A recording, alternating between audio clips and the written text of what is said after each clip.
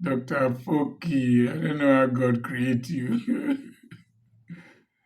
I'm your friend, Dr. Charles Apoki. I'm reaching you from Munster in Germany. I'm so glad I've had this holiday, had time to rest, time to meditate, and then time to enjoy myself without the cacophony that is around me in Nigeria, business, marriage, and all kinds of things. Just I was in the Zurich airport, one of the most complex airports I've ever been through, and there was something that happened. The Bible says, "Do not give precious stones to swines, that they will trample upon them and attack you." Um, I didn't know where to wait for my flight um, because in other airports, you just go there after you check in your luggages, you just go straight to security, then you go to the lounges where you wait, the gates where you wait for your flight. After checking in my luggage, I didn't know I had to go and identify where the gates were, and something was wrong with my brain until I saw one Swiss air lady and I asked her. She said I should just go straight and follow the signs. So finally, I got to where I needed to wait. No, that was not where I needed to wait. It was in that my state of confusion. I needed to sit in a cafe and just wait. I saw a man come in with a dog. I was wondering what he was doing with a dog in an airport, but I've seen a lot of these fellow with their dogs. Loneliness is a problem in Europe, and my mother said that if you don't have responsible people in your family and those you can relate with, that even a madman becomes precious. And so a lot of them are detached from families, detached from marriages. So they spend time with pets, cats, and dogs. And this man, with his very fine dog in the airport, ordered for coffee. And I was watching him. He put one of his fingers in the cappuccino or coffee he ordered and put in the mouth of the dog, and the dog licked it. And when he saw that the dog licked it, he used his hand to rub the head of the dog, stroke the head of the dog, and put another finger inside the teacup and put inside the mouth of the dog. I thought he was going to lick because these Caucasians are crazy. And the dog licked the coffee. And he turned around to look at me for appraisal, and I gave him a thumbs up. Good, you love your dog. And as I was there, after some time, the dog vomited. The dog vomited the coffee. The dog vomited coffee. And the man had to go to where the cleaner had left things. He took tissue paper, took a disinfectant, sprayed the floor.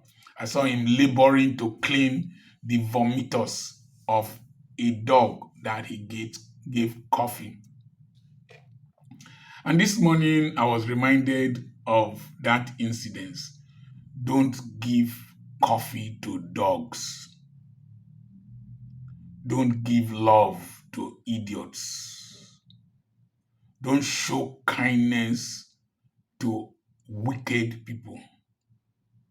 Don't spend your energy on ungrateful people. They would trample upon them and attack you. Don't give wisdom to a fool. He will fight you. I see it on social media. When I share ideas, it is usually people from my tribe, Urobo people, some very naive, stupid ones that would send negative comments. Always make sure that you give wisdom to somebody who is desirous to learn. The dog didn't ask for coffee. There is dog food. There are some people they will eat dog food. Don't give them don't give them whiskey. I told somebody I did a video, if you motivate an idiot, he becomes a motivated idiot and it becomes very dangerous. There are a lot of our relatives, don't bring them close to yourself. They will you will end up in cleaning their vomitors. I had a nephew I brought to me into my house. At 38, he had not had any certification. He was molding blocks. I suspect he was smoking cannabis. I just, out of sympathy, brought him to my house, gave him an apartment, toilet, wardrobe, regular electricity. He had no qualifications, so he couldn't fit into anything.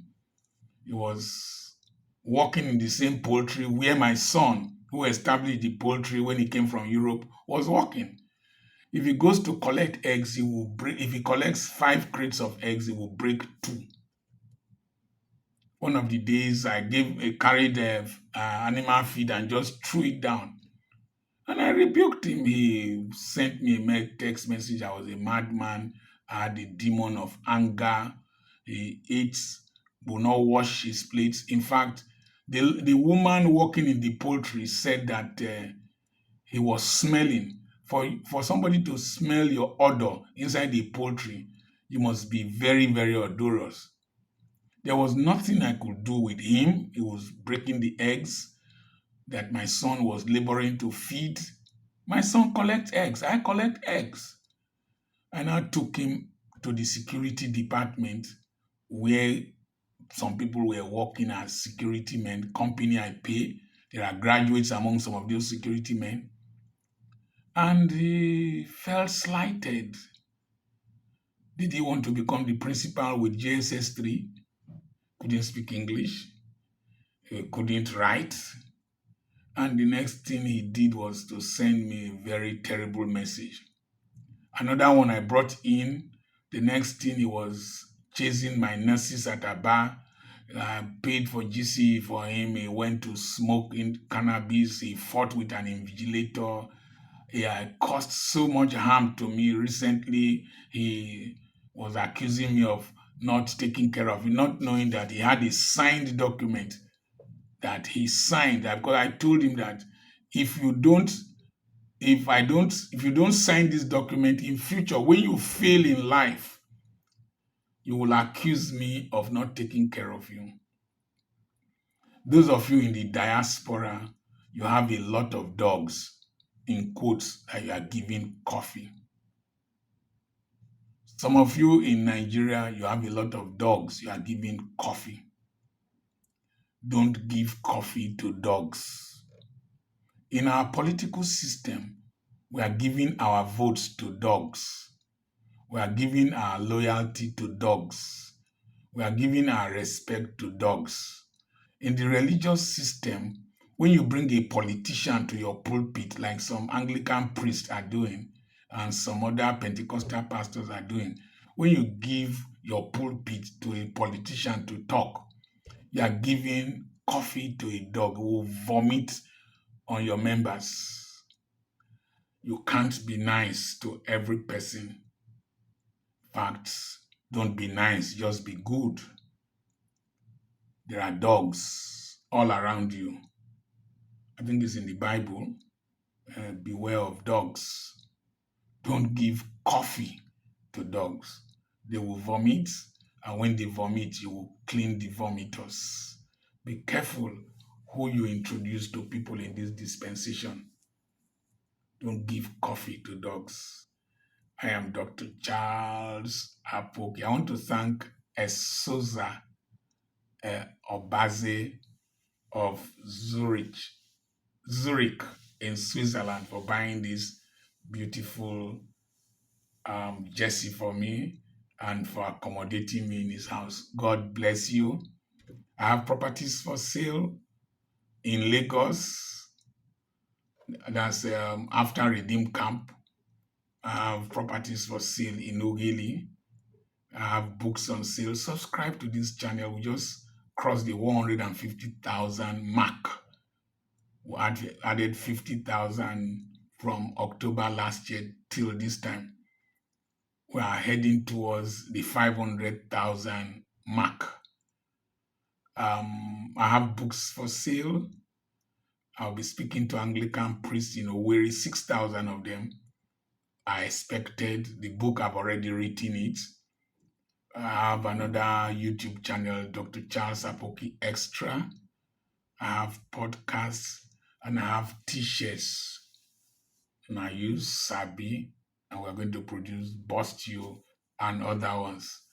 Send a message to +234 80 21 21 92 62. Very simple to remember. 21 21 92 62 +234 is the Nigerian code. And you will be rendered assistance by my manager. God bless you.